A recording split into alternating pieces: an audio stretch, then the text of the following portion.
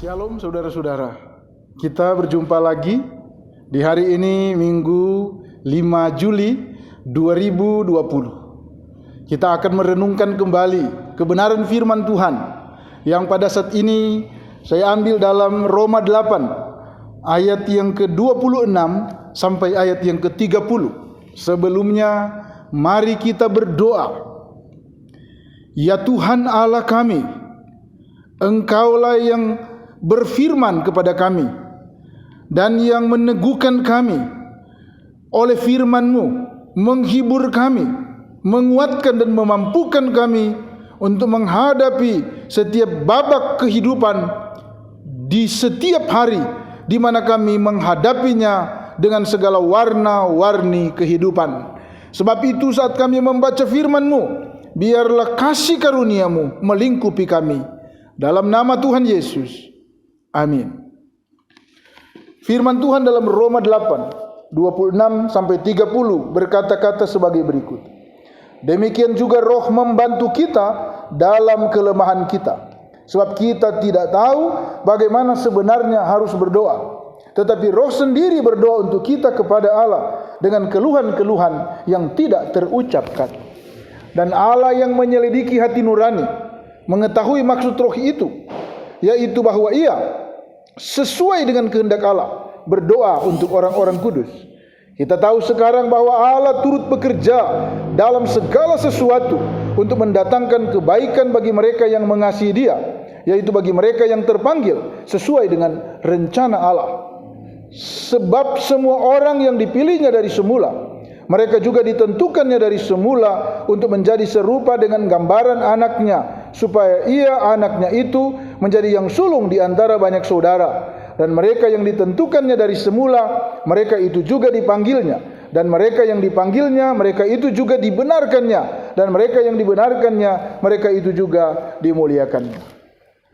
Terpujilah Tuhan Yesus Kristus yang memberi kita kesempatan lagi pada hari ini untuk bisa mendengarkan kembali kebenaran firman Tuhan, di mana firman Tuhan itu memiliki manfaat untuk menyatakan kesalahan kita, memperbaiki kelakuan kita, mengajar kita dan menuntun kita ke dalam seluruh kebenaran. Saudara-saudara yang kekasih, berdasarkan Roma 8 ayat 26 sampai 30 saya mengangkat tema Aku ada, aku tetap ada. Saudara-saudara yang kekasih, tema ini sesungguhnya bersifat monumental yang saudara dapat temukan di pintu masuk dan pintu keluar di KGPM Sidang Walepina Esaan Ewakan. Pada waktu Anda masuk di gerbang depan, Anda akan menemukan tulisan Aku ada. Dan pada waktu Anda akan keluar, akan ada tulisan Aku tetap ada.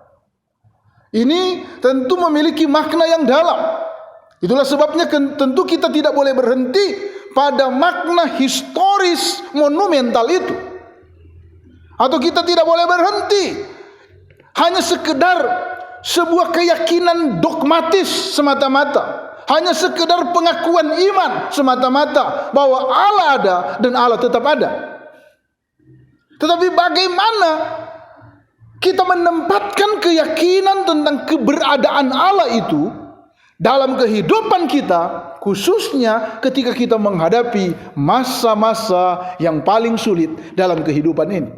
Sebab memang ujian terbesar terhadap keyakinan kita tentang keberadaan Allah, yaitu ketika kita menghadapi masa-masa sulit di dalam kehidupan ini.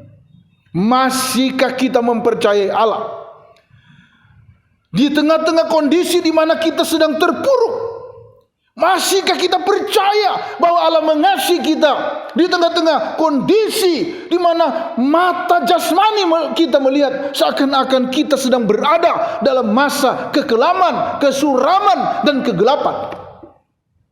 Ini merupakan satu tantangan tersendiri untuk dapat menguji sedalam apa iman kita mengalami tantangan sekalipun. Saya mengingat ketika Sadrak, Mesak dan Abednego dalam Daniel pasal 3 ayat 17. Mereka mengatakan, jika Allah yang kami sembah dapat menolong kami, maka Dia akan melepaskan kami dari Nebukadnezar ini. Tetapi jika Allah tidak menolong, hendaklah Tuanku mengetahui bahwa kami tidak akan menyembah patung emas yang Tuanku dirikan itu. Inilah sesungguhnya kesejatian iman yang ditunjukkan oleh hamba-hamba Tuhan ini, Sadrak, Mesak, dan Abednego. Dan apakah kita juga bisa merepresentasikan keyakinan itu di tengah-tengah masa yang paling sulit sekalipun, dan berkata Tuhan itu ada dan Tuhan itu tetap ada. Melalui Roma 8 ini kita akan melihat bagaimana keyakinan-keyakinan kita tentang keberadaan Allah itu dapat memberikan kepada kita nilai ketika kita menghadapi kesulitan. Dari ayat-ayat ini kita melihat bahwa Allah itu ada dan Allah itu tetap ada melalui kehadirannya di tengah-tengah masa tersulit sekalipun. Allah ada, Dia tetap ada, dan Dia hadir di tengah kesulitan kita pada waktu kita tidak menyadari sekalipun. Artinya bahwa Allah itu ada bukan karena seseorang, bukan karena siapapun di antara kita sedang menyadarinya, sedang menyadari akan kehadiran Allah. Pada waktu kita sedang tidak menyadarinya sekalipun, pada waktu mungkin kita sedang terpuruk, pada waktu kita sedang tertekan oleh satu situasi sekalipun, Allah itu tetap ada. Pada waktu mungkin pikiran kita berkata Allah itu tidak ada, Allah tetap ada. Mari kita melihat dalam ayat yang ke-26 dengan jelas sekali. Dikatakan demikian juga Roh membantu kita dalam kelemahan kita. Sebab kita tidak tahu bagaimana sebenarnya harus berdoa, tetapi Roh sendiri berdoa untuk kita kepada Allah dengan keluhan-keluhan yang tidak terucapkan. Di dalam kelemahan kita, di dalam keterpurukan kita, di dalam keterbatasan kita, dikatakan Roh membantu kita. Pada waktu kita sedang tidak menyadari, pada waktu iman kita mungkin terpuruk dan berkata seakan-akan Tuhan tinggalkan, Roh justru sedang bekerja membantu kita mengungkapkan kepada Allah dengan keluhan-keluhan yang tidak mampu kita ucapkan kepada Tuhan. Saudara-saudara yang kekasih, barangkali banyak di antara kita yang hanya memendam semua harapan di dalam hati. Oleh karena kita sudah mulai pesimis dengan iman kita. Kita mulai bersikap masa bodoh. Toh selama ini sudah berdoa, sudah melakukan banyak hal, tapi kehidupan saya biasa-biasa saja. Sepertinya tidak ada perubahan yang menjanjikan. Dalam situasi seperti itu pun Roh membantu kita dalam kelemahan kita. Dan dikatakan di sini, sebab kita tidak tahu bagaimana sebenarnya harus berdoa. Kita tidak tahu bagaimana sebenarnya harus berdoa.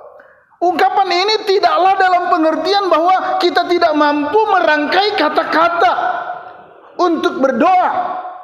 Tapi ungkapan ini mau mengatakan bahwa mungkin kata-kata kita juga sangat indah untuk didengarkan oleh orang lain. Tetapi kita tidak tahu berdoa dalam pengertian karena doa-doa yang kita sampaikan itu tidak berorientasi pada kehendak Allah, tetapi hanya menempatkan kedagingan kita. Mungkin kita memang berdoa, tapi kita tidak tahu bagaimana sebenarnya harus berdoa. Karena yang kita doakan itu adalah sesuatu yang dalam rangka menjawab kedagingan kita semata-mata. Itulah sebabnya ayat ini bilang kita tidak tahu bagaimana sebenarnya harus berdoa. Tapi sebaliknya, ungkapan ini juga mengatakan bahwa kita tidak tahu bagaimana sebenarnya harus berdoa. Bisa juga dalam pengertian kita sedang terpuruk sehingga kita tidak mampu untuk berkata apa-apa lagi di hadapan Tuhan. Mungkin kita hanya bisa menangis, mungkin kita hanya bisa terdiam, membisu 1000 bahasa. Tetapi ayat ini bilang Roh membantu kita dalam kelemahan kita. Artinya kita tidak pernah sendiri dalam hidup ini. Pikiran dan perasaan kita mungkin mengatakan kita sendiri. Tapi Roh sendiri berdoa, Roh berinisiasi untuk dapat berdoa untuk kita dengan keluhan yang tidak terucapkan. Dan ayat 27 mengatakan, dan Allah yang menyelidiki hati nurani mengetahui maksud Roh itu, yaitu bahwa Ia sesuai dengan kehendak Allah berdoa untuk orang-orang kudus. Di sinilah kita melihat tentang keberadaan Allah. Dia hadir, omnipresence, hadir di tengah-tengah situasi yang kita hadapi dari hari ke hari. Dia membantu kita. Dan Roh tahu, Allah yang menyelidiki hati nurani tahu bahwa maksud Roh itu adalah berdoa untuk orang-orang kudus. Artinya orang-orang yang percaya kepada Kristus yang sedang menghadapi masa-masa sulit di dalam kehidupan. Karena itu, mari bangkit.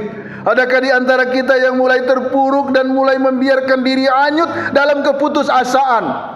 Saat ini, mari buka hatimu dan lihatlah pekerjaan Roh Kudus. Dia ingin supaya kita bangkit dan menemukan kekuatan bukan di dalam diri kita, tetapi menemukan kekuatan di dalam kekuatan kuasa Roh Allah yang mampu memulihkan siapapun yang mau datang kepadanya. Allah itu ada, Allah itu tetap ada dalam situasi tersulit sekalipun. Dan yang kedua, Allah itu ada, Allah itu tetap ada karena Dia bekerja dalam segala sesuatu. Bicara tentang jangkauan kerja Allah yang tidak pernah dapat dibatasi oleh karena masalah-masalah yang kita hadapi. Tidak pernah bisa dibatasi. Ayat 28 dengan jelas mengatakan, kita tahu sekarang bahwa Allah turut bekerja dalam segala sesuatu untuk mendatangkan kebaikan bagi mereka yang mengasihi Dia, yaitu bagi mereka yang terpanggil sesuai dengan rencana Allah. Saudara-saudara, dalam lapisan-lapisan udara ada yang di atas atmosfer itu yang disebut sebagai ruang hampa udara. Tetapi bagian Alkitab ini mengatakan Allah itu bekerja dalam segala sesuatu. Artinya Allah ada dalam segala situasi. Dia tidak pernah hampa di dalam kehadirannya terhadap kehidupan orang percaya. Dalam iman tidak ada ruang yang hampa akan kehadiran Allah. Dia hadir dan bekerja. Dan kalau Allah bekerja dalam rangka mendatangkan kebaikan. Memang ketika kita mengalami masa-masa sulit dalam kehidupan, mata jasmani kita tidak mampu melihat ada kebaikan di sana. Yang kita melihat hanyalah keburukan. Mungkin yang kita lihat bahwa kita ditinggalkan dalam sepi. Kita ditinggalkan dan terpuruk dalam berbagai situasi. Tetapi firman Tuhan mengatakan Allah itu ada dan Dia bekerja dalam segala sesuatu. Ruang lingkup pekerjaan Allah itu dalam segala sesuatu. Dia hadir dalam kehidupan kita. Dan Dia mau supaya kita meresponi ini. Sehingga kemudian kita tidak terjebak dan hanyut dalam arus kedukacitaan, keputusasaan. Tapi mari kita memandang bahwa kita punya Tuhan yang besar, yang mampu mengubahkan hal-hal yang mustahil menjadi tidak mustahil. Ini sesuatu yang membangkitkan pengharapan. Kita punya Allah yang sangat besar, yang bekerja. Dia tidak tidur. Dia bekerja. Allah diperkenalkan sejak awal di dalam Alkitab adalah Allah yang bekerja. Pada mulanya Allah menciptakan langit dan bumi. Dan Allah tidak pernah tidak bekerja. Dia terus bekerja. Dan pekerjaan Allah adalah untuk membawa kita kembali, membawa orang-orang berdosa bisa kembali dalam pengenalan yang benar akan Allah, supaya kita pun boleh menjadi jalan berkat bagi orang-orang lain yang belum mengenal Kristus. Allah itu bekerja dalam situasi yang tersulit sekalipun. Allah itu bekerja dalam segala sesuatu. Dan yang ketiga, Allah itu bekerja dalam rancangannya yang begitu rapi dan sempurna. Ayat 29 dan ayat yang ke-30 dengan jelas itu mengatakan, sebab semua orang yang dipilihnya dari semula, mereka juga ditentukannya dari semula untuk menjadi gambaran anaknya, supaya anaknya itu menjadi yang sulung di antara banyak saudara. Dan mereka yang ditentukannya dari semula, mereka dipanggilnya. Mereka yang dipanggilnya, mereka dibenarkannya. Dan mereka yang dibenarkannya, mereka itu juga dimuliakannya. Ada 5 tahap yang dibicarakan di sini tentang rancangan Allah yang begitu sempurna itu. Dia katakan di sini, mereka yang dalam ayat 29 dikatakan, sebab semua yang dipilih, ditentukan, dipanggil, dibenarkan, dan dimuliakan. Tahapan ini menggambarkan satu proses rancangan Allah yang tidak acak-acakan. Dia bekerja secara rapi dalam master plan-nya yang besar untuk membawa kita sampai pada kemuliaan yang kekal. Memang dalam perspektif kita sebagai manusia yang berdosa, seringkali kita mau menyerah pada proses itu. Kita mungkin berpikir, Tuhan, kalaulah boleh, tidak perlu proses-proses yang lain. Kita langsung berjumpa dengan kemuliaan Tuhan yang mendatangkan sukacita dan damai sejahtera. Tetapi ternyata proses kita dipilih, kita ditentukan, kita dipanggil, kita dibenarkan, dan kita dimuliakan adalah sesuatu yang tidak akan bisa diabaikan Tuhan. Karena Tuhan menginginkan supaya orang-orang percaya, anak-anaknya itu bertumbuh menjadi dewasa. Sehingga kita menjadi orang-orang yang tidak mudah diombang-ambingkan lagi oleh berbagai macam angin pengajaran, tidak mudah diombang-ambingkan lagi oleh berbagai macam tekanan persoalan.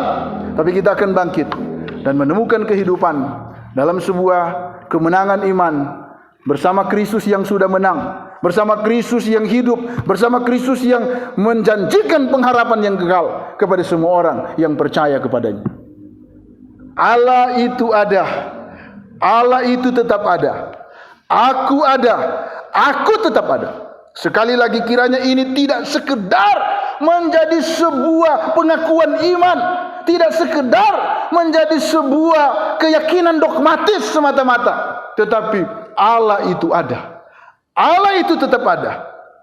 Akan kita tempatkan dalam kehidupan yang menempatkan kita dalam sebuah proses transformasi menjadi orang-orang percaya yang memberi kehidupan kita secara total untuk melayani Dia, Raja di atas segala raja, dan hidup kita menjadi berarti seperti Paulus katakan dalam Filipi 1 ayat 22, tetapi jika aku harus hidup di dunia ini, itu berarti bagiku bekerja memberi buah. Kiranya Tuhan memberkati firman-Nya, memberkati kita semua, dan terpujilah nama Tuhan. Amin.